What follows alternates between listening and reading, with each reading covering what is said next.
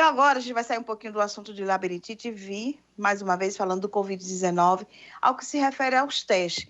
Muitas dúvidas começam a surgir. Tem pessoas que estão fazendo o teste da negativo, mas a pessoa está doente. Aí vamos conversar com um profissional que está trabalhando muito também na linha de frente, que é o Dr. Cássio Souza. Ele é biomédico do IMT da Universidade Federal do Rio Grande do Norte. Tudo bom, Cássio? Seja bem-vindo ao Saúde. Oi, Zéza, bom dia. Bom dia aos telespectadores da TCM. Muito obrigado pelo convite para falar um pouco. Nós é que agradecemos. Nós é que agradecemos. A gente sabe que vocês estão na linha de frente aí. Está sendo uma batalha árdua, viu? Mas a gente vai conseguir vencer, se Deus quiser. Eu acredito que você também está na linha desses profissionais que está bastante já cansado, mas que tem que continuar com o trabalho. De fato, a gente está trabalhando incansavelmente, toda a equipe aqui do Instituto, para tentar dar o nosso melhor para contribuir com o combate à pandemia. Então, vamos lá começar com as nossas conversas, e com a nossa conversa já começou com as nossas perguntas. Você que está em casa, se tiver qualquer dúvida, pode mandar também. A primeira é: quais são os exames que existem hoje? Porque a gente escuta tanta coisa e aí a gente fica em dúvida de qual exame eu vou fazer. Então, Zéza, hoje nós temos vamos colocar 3 tipos de exames disponíveis no mercado. Temos a sorologia, as sorologias são diferentes técnicas utilizadas para a identificação de anticorpos contra a Covid-19. Temos o teste molecular, que é a PCR, o chamado SWAB, que é o teste mais eficaz, que tem maior sensibilidade e especificidade, que é utilizado, de fato, mais amplamente para um diagnóstico mais seguro. E temos hoje, já circulando no mercado também, o chamado SWAB rápido, que é um teste para a identificação de proteínas do vírus. Ele sai o resultado mais rápido do que o SWAB molecular, o teste molecular por coleta de SWAB. Pode ser feito em farmácias, eu acho que eu já vi algumas farmácias anunciando a realização dos testes. Pode ser feito também, um teste um pouco mais sensível do que as sorologias, do que a pesquisa do corpo, mas ainda menos sensível do que o teste molecular para, de fato, firmar o diagnóstico.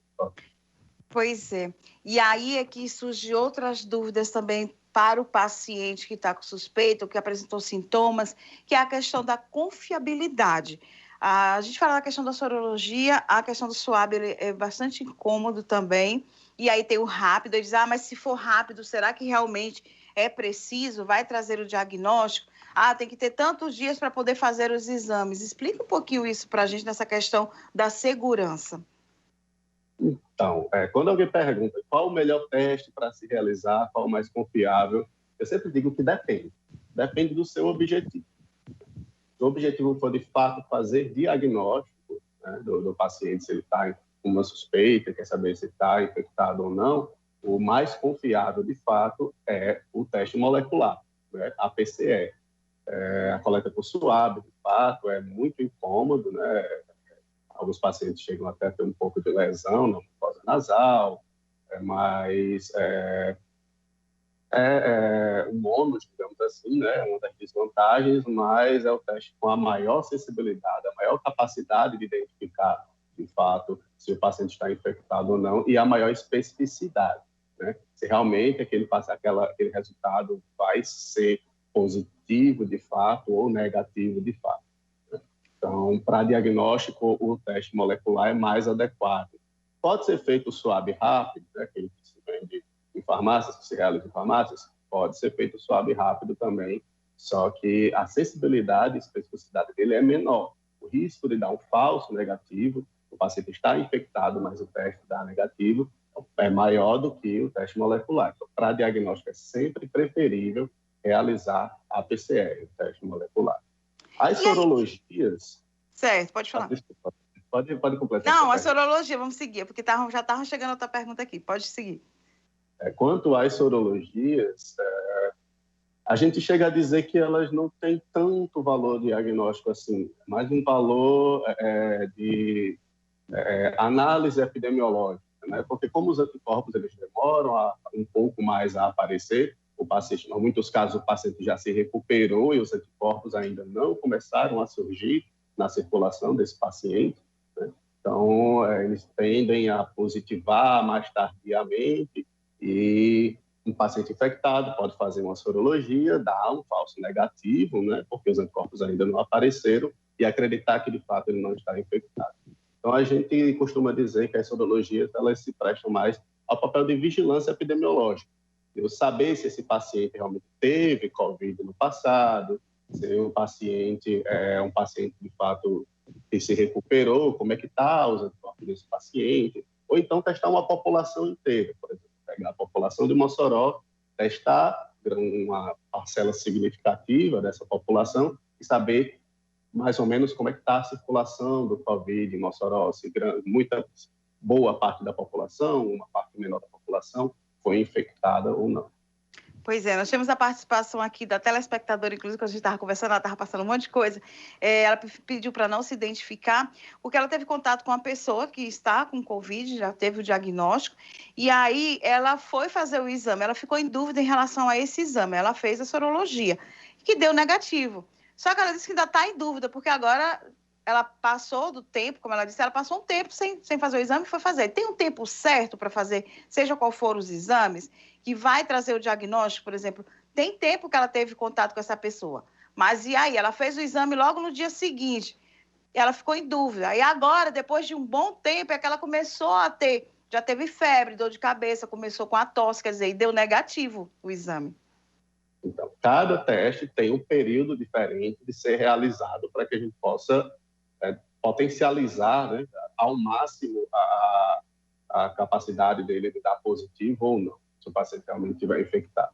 Então, em se tratando da PCR, do teste molecular, que é o mais adequado para fazer o diagnóstico de fato, o indicado é que seja realizado o teste entre 3 e 7 dias após o surgimento dos sintomas. Por que esse período?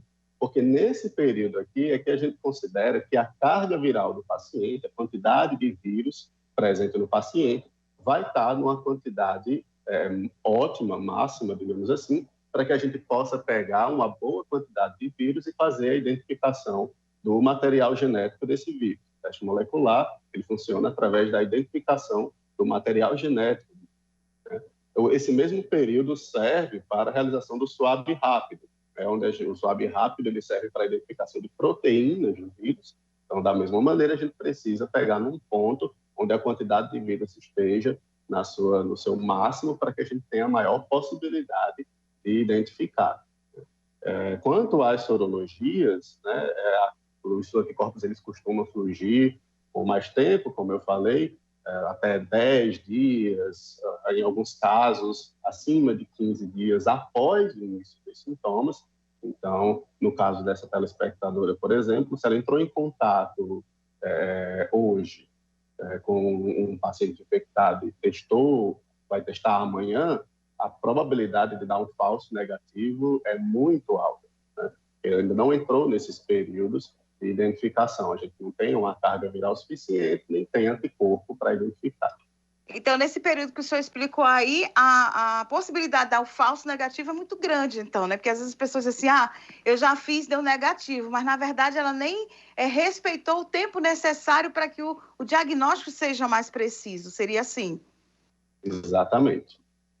Entendi. Aí, pronto, uma paciente, eu tive Covid, certo? Tive contato com uma pessoa que teve a suspeita de Covid, que fez o exame e deu positivo. Eu faço o meu exame novamente, o swab, no caso, com quanto tempo? Eu faço de imediato já? Ou é melhor aguardar um pouco, já que eu já tive o Covid?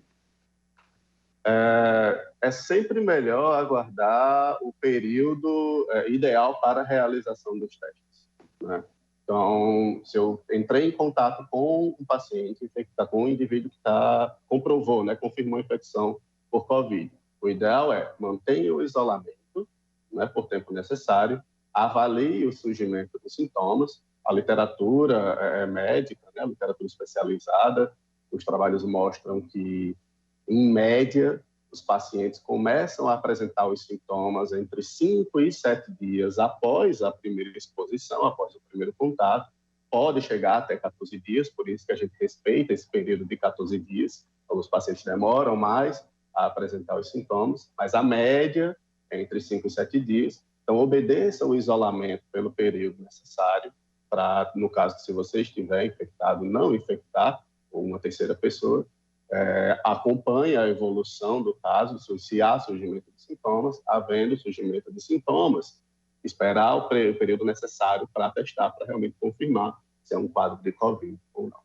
Pois é, e mesmo que já teve, tá, gente? Fiquem muito atentos a isso.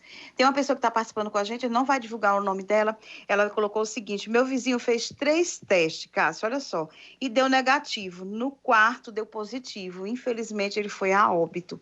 Quer dizer, ele fez uma sequência, mas às vezes, por questão de tempo, a forma que ele estava reagindo, porque tem gente que não tem nenhum tipo de sintomas. Tem pessoas que já têm sintomas de imediato. Quer dizer, é uma coisa tão louca esse vírus, eu costumo dizer que louco, que imprevisível, né? Totalmente invisível, que reage de forma diferente em várias pessoas, né? De fato, é uma doença muito nova, é 1 ano apenas de Covid aqui no Brasil, pouco mais de 1 ano de Covid no mundo. Os estudos ainda estão sendo, para entender como essa doença funciona, os estudos ainda estão sendo desenvolvidos nesse momento, então o que a gente sabe ainda é pouco, a gente tem muito mais a aprender. E, de fato, o que pode ter acontecido com o quadro do vizinho dessa telespectadora foi justamente isso. Ele testou ainda antes do período ideal para que a gente conseguisse pegar o resultado positivo. Pois é. Ó, vou fazer rapidinho o intervalo, peço para você permanecer aí, que ainda tem outras perguntas aqui. Tem, inclusive, aquela questão do IgG, IgM, é tanto GGG, né, que as pessoas ficam também muito preocupadas. O excesso de ansiedade, de preocupação e de medo confunde muito as informações. Ainda tem gente que perde tempo botando fake news também, que não ajuda em nada. Então, a gente vai para o intervalo e pede para que você que está nos acompanhando, você que usa as redes sociais para trazer informações que não vai contribuir a nada, que procure outros afazeres, tá? O momento é coletivo, é para todo mundo se ajudar e não atrapalhar. Vamos para o intervalo e a gente volta já já. Aí, já que a gente está conversando com o Cássio, que sabe muito bem o que é isso, essa rotina louca da gente estar no trabalho, ter que voltar para casa e ter que tomar muito cuidado, né, Cássio, em relação a isso. Você falou uma coisa muito interessante no intervalo. A gente não se perdoaria em, de repente, contaminar alguma pessoa e ela chegar a óbito. Imagina, eu acho que a cabeça ia dar um nó. De fato, eu estava conversando com o Zéza durante o intervalo, como ela disse, da responsabilidade que todos nós temos, né, nesse momento.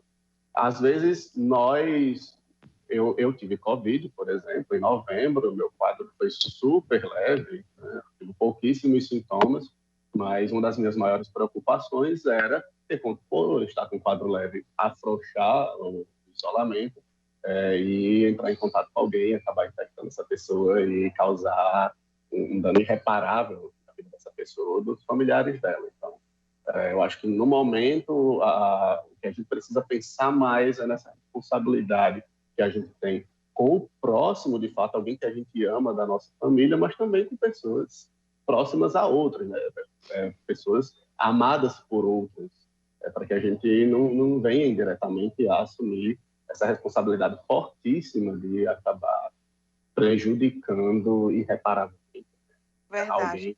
alguém. Verdade, todo mundo tem família, todo mundo tem uma pessoa que ama. Às vezes a gente não conhece, a gente conhece nossa família e nossos amigos, mas a gente agora tem que se preocupar também com os desconhecidos. É uma forma muito egoísta sua não se preocupar com o próximo num momento como esse. Olha, vamos às perguntas rapidinho para tentar fazer esse ping-pong, porque são várias dúvidas. Se uma pessoa teve contato com alguém e testou positivo, mas essa pessoa que teve o contato não tem sintomas, quando ela deve fazer esse teste? Bom, se ao longo dos 14 dias de isolamento que a gente preconiza não houver desenvolvimento de sintomas, provavelmente essa pessoa é o que a gente chama de não infectado ou é um caso assintomático. Pessoa que se infectou, só que não desenvolveu sintomas, a resposta imunológica foi extremamente competente em controlar o quadro e a pessoa vai entrar em remissão da infecção sem nem sentir, né? E esses casos são os mais preocupantes, né? Porque são pessoas que, às vezes, não mantêm o isolamento, desenvolvem sintomas e acabam infectando outros. Não sabe nem que está doente, né? Sabe nem que está doente, né? Se depois dos 14 dias, para ficar com a consciência tranquila, de fato, se você quiser fazer um teste, né, para realmente verificar se está infectado, pode ser feito. Há risco desse teste, se você é um falso negativo, há, né? O que a gente utiliza como marcador de fato para identificar se está havendo ou não um quadro de Covid é o surgimento de sintomas. Mas como não houve surgimento de sintomas, a gente precisa trabalhar com as informações que tem, né, que a gente tem. Então, após o período de isolamento, pode ser feito um teste. Havendo o resultado negativo, não é motivo para afrouxar as medidas de biossegurança, né, para ficar 100% tranquilo. Mantenha as medidas de biossegurança, mas há a possibilidade desse teste negativo, de fato, indicar que não houve infecção. E acontece isso bastante, gente. O indivíduo, alguém entrar em contato com um caso positivo e realmente não desenvolver sintomas. Como eu disse, eu tive Covid em novembro, minha esposa não desenvolveu doença, não desenvolveu sintoma nenhum. Testou duas vezes, né, nas 2 semanas subsequentes, e minha esposa não se infectou, né? E as pessoas acham que isso são casos raros, né, ou então é erro de testagem. Na verdade, é mais comum do que a gente imagina. Pois é, e como você colocou essa questão aí, teve uma pessoa que pediu mais uma vez para não se identificar, ele disse, tive Covid, mas não tive nenhum tipo de sintomas, dormi todo o período do lado do meu esposo e ele não pegou o Covid, mas eu permaneci, tive que fazer isolamento, quando eu fiz o teste deu positivo, e aí foi que a gente veio trocar de quarto, mas eu já tinha feito um tempo, tanto que deu positivo dela, né, e ela botou, graças a Deus, ele não teve absolutamente nada. Ficamos no mesmo apartamento, compartilhamos dos mesmos copos, das mesmas coisas, mas só eu mesmo fiquei com o Covid como lembrança. Eu já estou bem melhor. Nem quero essa lembrança, a bombina, isso aí, deixa para lá, tchau, dá adeus. É importante ressaltar também, pessoal, que nesses casos, eu tive Covid, mas meu esposo não desenvolveu, ou minha esposa não desenvolveu. É necessário manter o isolamento? É necessário manter o isolamento. Ao menor sinal de surgimento de sintomas, faça o isolamento.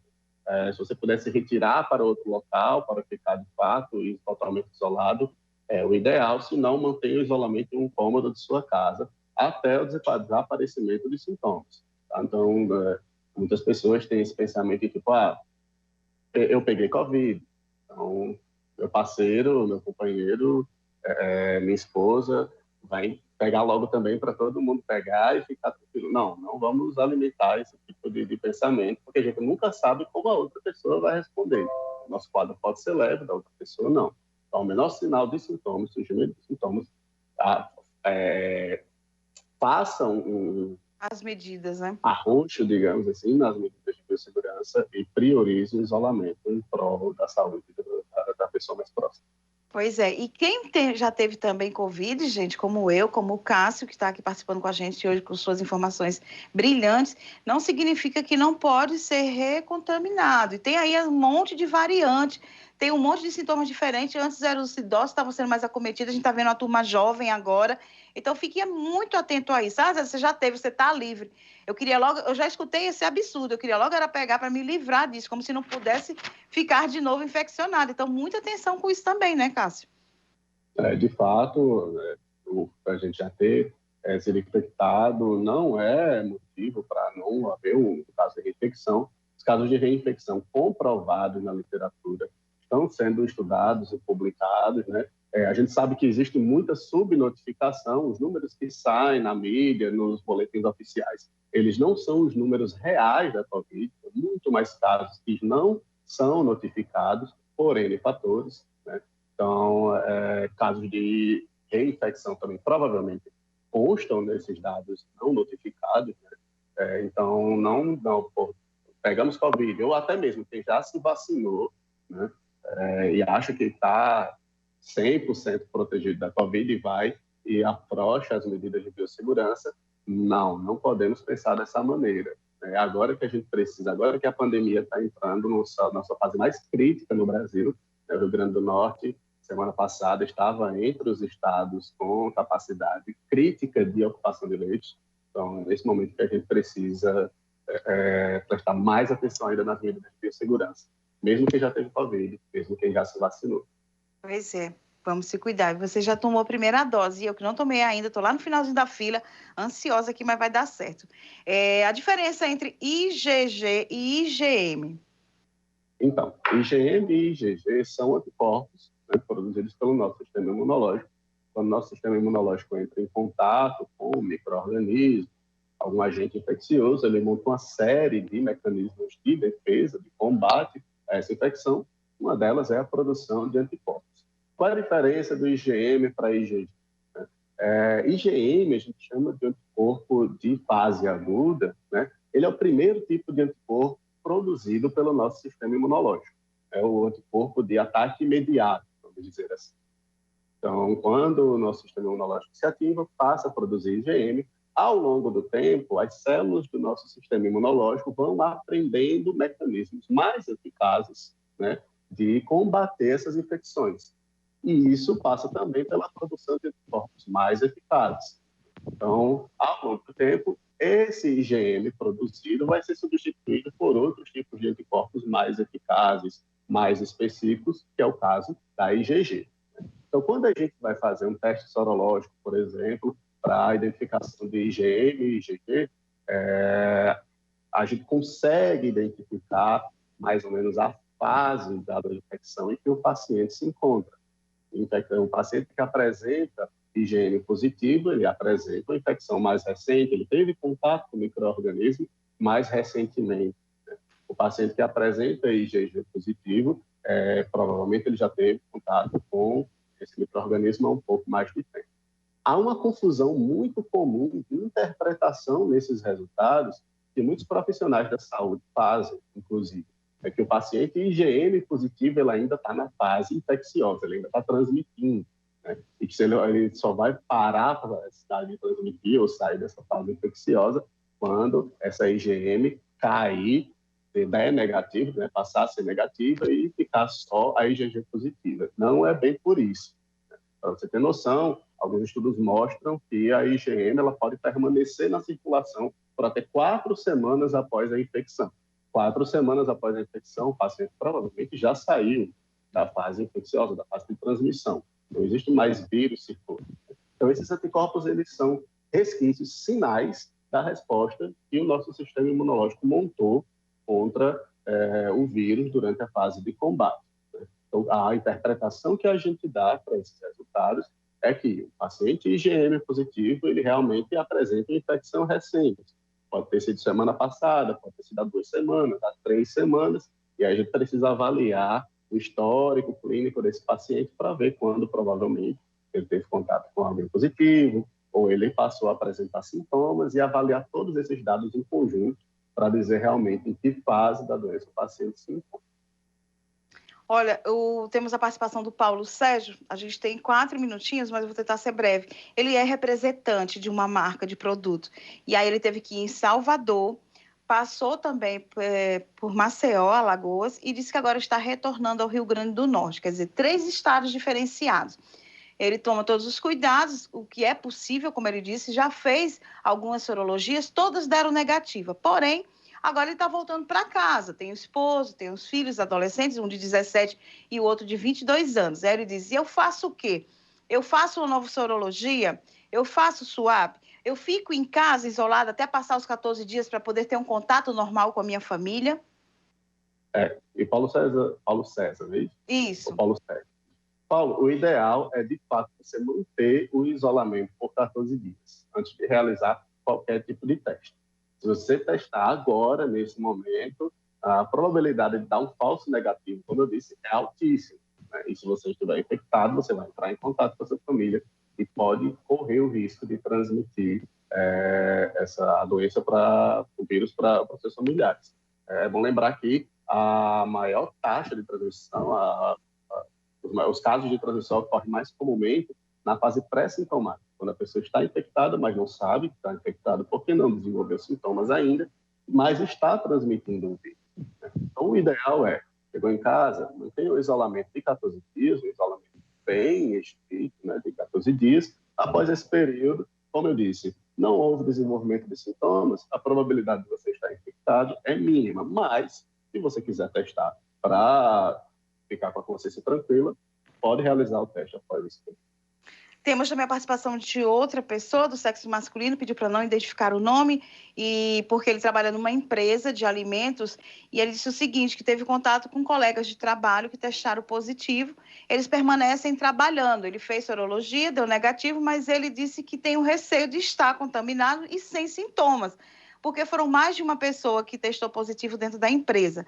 E aí ele pergunta, aguarda mais um pouco para fazer o exame, não tem como ficar em isolamento porque precisa trabalhar. E aí vem aquela questão que a gente falou, Cássio, da consciência, né? Ele tem medo, mora com a mãe dele que tem 82 anos, quer dizer, essa pessoa passa por momentos de angústia, na verdade. De fato, eu imagino. Bom, o melhor conselho que eu posso dar é tente manter o isolamento dentro de casa para proteger a sua mãe, né, os seus familiares. A gente sabe que o ideal é manter o isolamento após o contato, né, mas a gente sabe que em muitos casos isso não é possível em função do trabalho, mas tente manter o isolamento pelo menos dentro de casa e monitore o surgimento de sintomas, né? E reduzir ao máximo o contato com outras pessoas. E ao menor surgimento de sintomas, realmente esperar o tempo adequado para fazer a testagem. Como eu disse, a sorologia, nesse momento, não é o teste mais adequado para identificar se esse contato, de fato, significa a instalação de infecção ou não. Vai ser seguro, né? Exato. Então, esse teste negativo, né, na sorologia, não é o teste mais adequado para a gente tomar nenhuma atitude de interpretar que estamos ou não infectados nesse momento. Então, monitore os sintomas e manter o isolamento o máximo possível. Olha, parabéns pelo seu trabalho. A gente sabe que o trabalho científico também é fundamental. Vocês da área da saúde também, viu? Parabéns. Muito obrigado, Zé. Eu que agradeço o espaço. E como eu estava conversando com o Zé no intervalo também, a gente precisa... Há muita informação circulando. É um bombardeio de informação de todos os lados. E a gente, às vezes, tem muita dificuldade de identificar qual é a informação mais adequada para que a gente consumir e tomar atitude, né? E eu sempre peço a todas as pessoas com quem eu falo, escutem os profissionais da saúde, os cientistas sérios, comprometidos, que fazem seu trabalho de forma responsável, que trazem informação com qualidade, de forma responsável, assim como os jornalistas também, como o Zé, toda a equipe do programa, que fazem esse trabalho excepcional de trazer informação de qualidade para vocês. Então, aquela informação que chega pelo grupo do WhatsApp, pelo vizinho, vamos tentar filtrar e nos manter naquele tipo de informação que vai realmente nos... Saúde.